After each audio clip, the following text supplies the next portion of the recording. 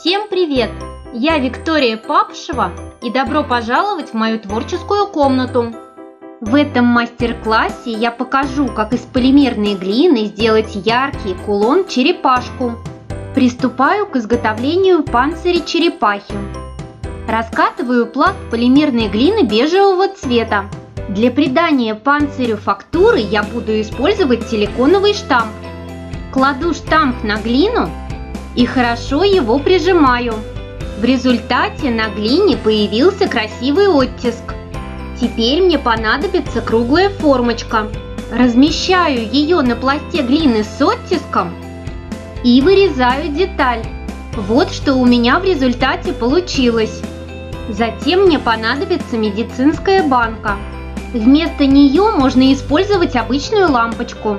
На банку накладываю круглую деталь с оттиском и аккуратно прижимаю деталь к банке. Делаю это очень осторожно, стараясь не повредить рисунок. Посмотрите, что у меня в результате получилось. Теперь приступаю к тонировке панциря. Для этого мне понадобится сухая художественная пастель зеленого, желтого и оранжевого цветов. С помощью лезвия крошу пастель в порошок. Пальцем набираю небольшое количество пастели, растираю ее на листочке и наношу пастель на выпуклые участки рисунка панциря.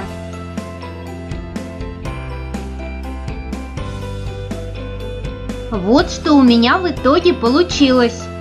Отправляю деталь запекаться, не снимая ее с банки. А я тем временем раскатываю пласт полимерной глины бежевого цвета для обратной стороны кулона. С помощью текстурного листа придаю глине фактуру. Когда круглая деталь с орнаментом запеклась и остыла, покрываю ее лаком Фима, чтобы закрепить пастель. Жду, когда лак высохнет, и снимаю деталь с банки. Незапеченный пласт полимерной глины с фактурой кладу на рабочую поверхность фактурной стороной вниз. Наношу фимогель на край круглой детали и приклеиваю уже запеченную деталь к пласту сырой глины. Ножом обрезаю лишнюю пластику по краю круглой детали. Посмотрите, что у меня получилось. Отправляю панцирь черепахи на повторное запекание. А я приступаю к изготовлению лапок. Из глины бежевого цвета катаю колбаску и один ее кончик слегка заостряю. Теперь мне понадобится фатин. Купить его можно в магазинах, где продают ткани.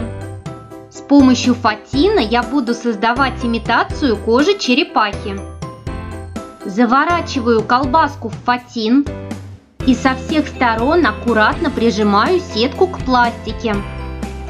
Загибаю лапку, снимаю фатин и лезвием отрезаю лишнюю пластику. Делаю таким образом две пары лапок. Из глины бежевого цвета катаю шарик и вытягиваю одну его сторону вот так. Круглой формочкой отрезаю лишнюю пластику. С помощью фатина придаю детали фактуру. Это будет голова черепахи. Теперь делаю хвостик. Катаю шарик поменьше и также вытягиваю одну его часть. Накрываю деталь фатином и прижимаю сетку к пластике. Лишнюю пластику отрезаю круглой формочкой. Лапки, голову и хвостик тонирую пастелью зеленого цвета. Наношу фимогель на боковую поверхность панциря и приклеиваю к панцирю голову, хвостик и лапки. Силиконовой кисточкой аккуратно заглаживаю стыки. Места стыков еще раз тонирую и отправляю черепаху на повторное запекание. Осталось сделать черепашки-глазки. Из тонкого пласта полимерной глины желтого цвета с помощью люверса вырезаю два кружочка. Наношу фимогель на голову черепахи в те места, где будут располагаться глаза. И приклеиваю желтые кружочки.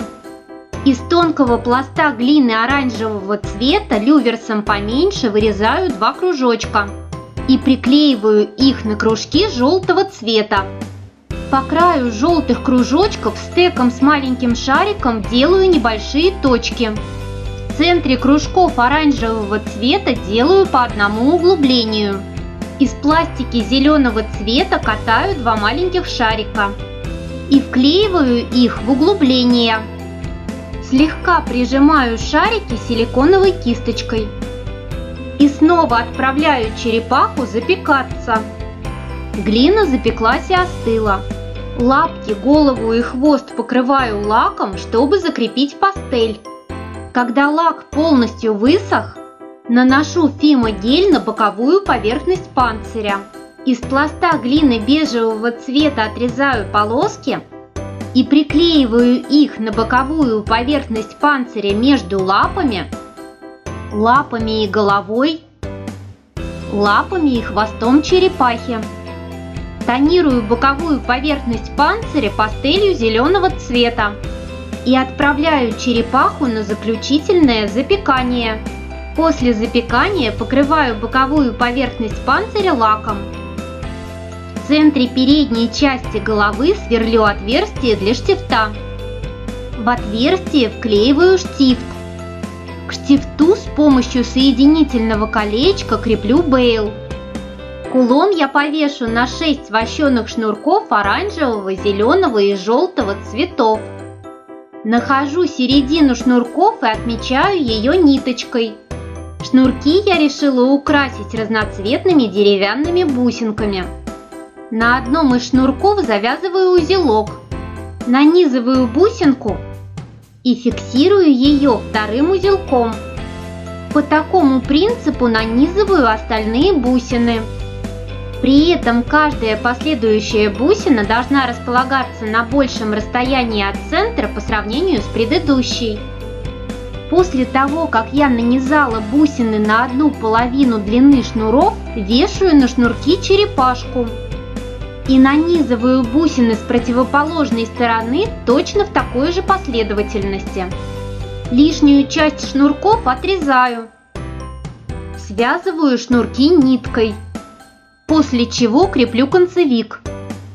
Внутрь концевика для надежности капаю суперклей. Таким же образом креплю второй концевик. Отрезаю ниточку, с помощью которой я отмечала середину шнурков. К концевикам при помощи соединительных колечек креплю застежку. В итоге у меня получился необычный яркий кулон-черепашка. При желании для создания такого кулона можно выбрать и другие оттенки полимерной глины. В общем, экспериментируйте и творите. А если вам понравился этот мастер-класс, ставьте лайки и подписывайтесь на мой канал. До новых встреч!